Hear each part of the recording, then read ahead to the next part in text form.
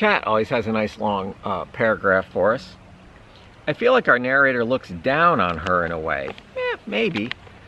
Why she would choose him is beyond me, but I know she does not choose Randy because she feels he hunts to prove his manhood, and our main character feels somewhat sorry for Randy. Now, let's face it, Susie's got to be a pretty tough person to be out there with these guys, and you know, right now she's at the top of the order. As I said, I never thought about that before. Good for you, good for me.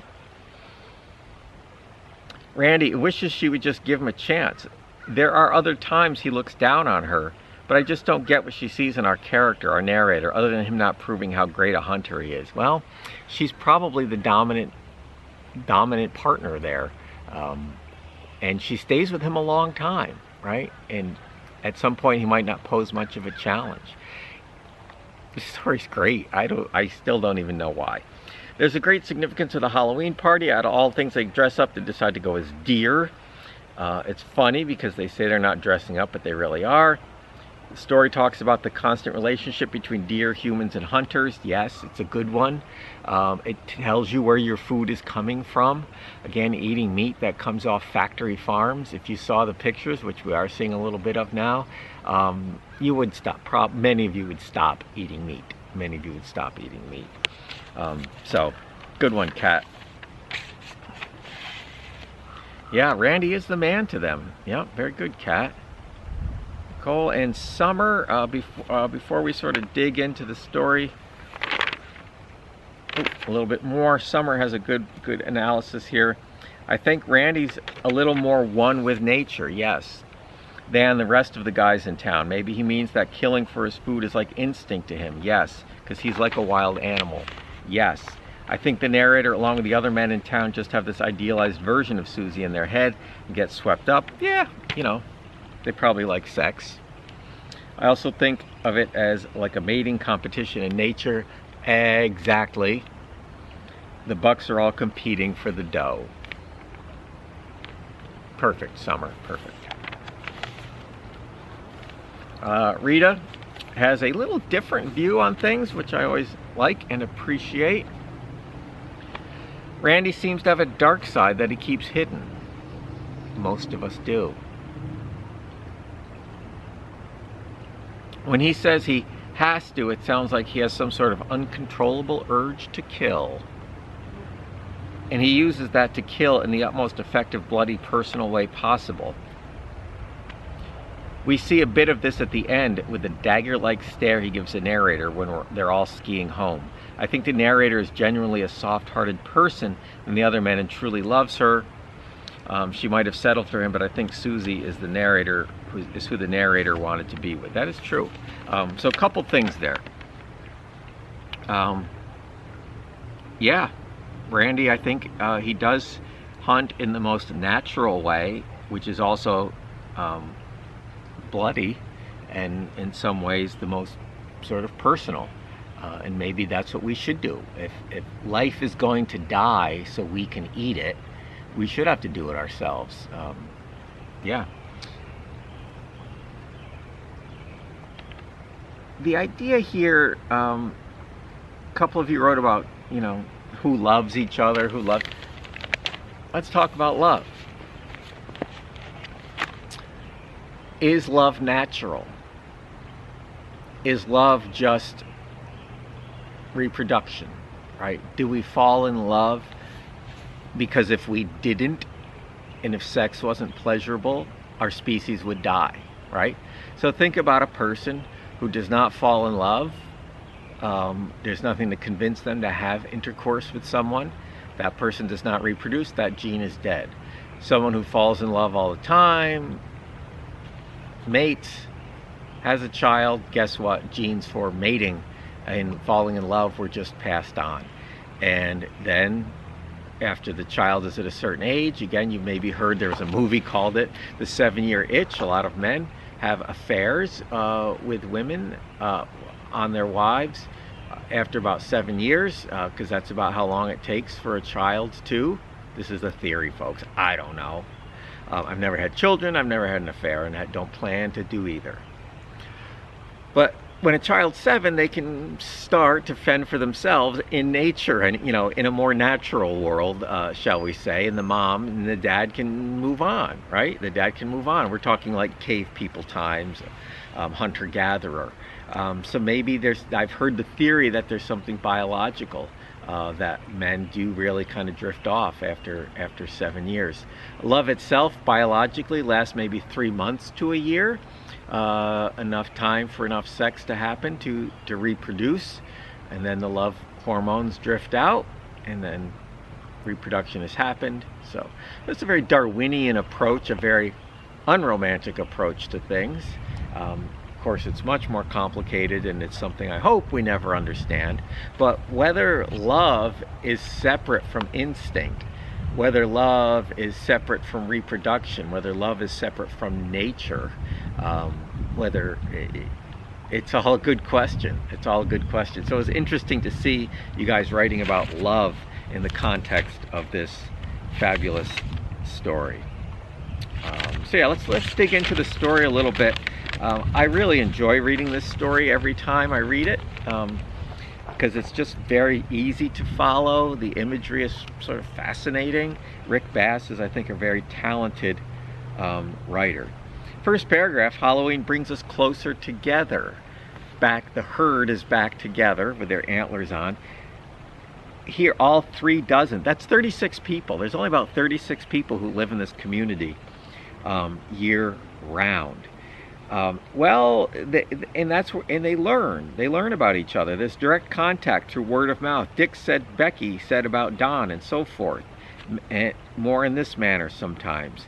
And they all talk and they catch up. This is a nice sense of community, something we lack these days. They're a herd, right? It usually snows big on Halloween, a foot and a half. Sometimes whoever drove down to the saloon will give the skiers a ride home by fastening a long rope to the bumper. We hold on to the rope, still wearing our antlers, too drunk to take them off. They're a herd. These people are a herd, and all of the behaviors they exhibit are herd behaviors. There's a woman up here, Susie, who has moved through the valley with a regularity, a rhythm that is all her own. Regularity, a rhythm that's all her own. That's nature, right? There's a regularity, a rhythm. I'm watching the skunk cabbage practically grow as I sit here, and it just happens when it's going to happen, pretty much the same time of year. Susie has sandy red hair, high cold cheeks, and fury blue eyes. She is short, no taller than anyone's shoulders, but because most of us had known her for so long, and this is what the other men had told me after she'd left them, it was fun, even stirring, but it really wasn't that great. There wasn't a lot of heat in it for most of them, nor the dizzying, lost feeling you get sometimes when you meet someone for this first time or glimpse them in passing. This is very interesting. So this is really not, the guys all hook up with her, but there's not that heat, there's not that passion. Maybe there isn't love, maybe it's just sex, if we can split the two. Maybe, and here's a theory students have come up with in the past, Susie thinks there would be heat and passion and craziness with Randy, and she doesn't want that. She doesn't want that. But yeah, there wasn't a lot of heat in it for most of them, nor the dizzying, lost feeling. That's what love is. And it's their turn, and Susie has picked them. And maybe she doesn't want heat. Maybe that's why she picked our narrator. He seems nice enough, but frankly, he doesn't seem like the hot lover type based on what we're reading here. They stayed together 5 months, right?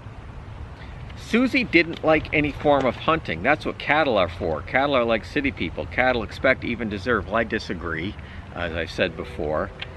Cattle don't deserve to lead the absolute miserable lives they lead, most of them, before they wind up hamburger in the local store.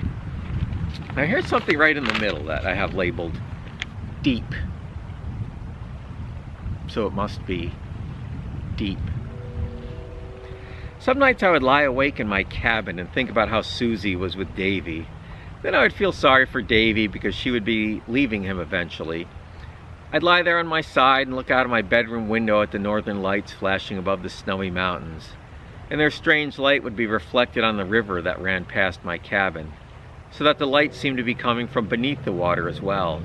On nights like those, I'd feel like my heart was never going to heal. In fact, I was certain that it never would. I didn't love Susie anymore, didn't think I did anyway, but I wanted to love someone and to be loved.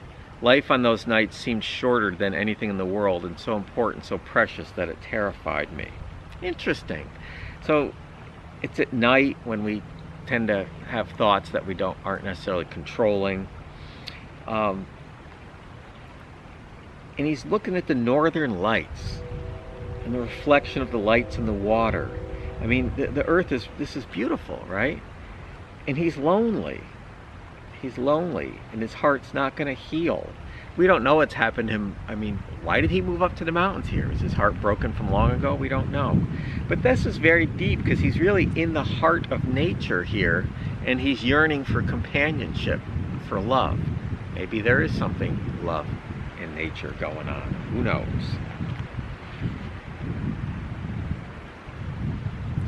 Too many people up here, I think, just get comfortable and lazy and lose their real passions for whatever it is they used to get excited about.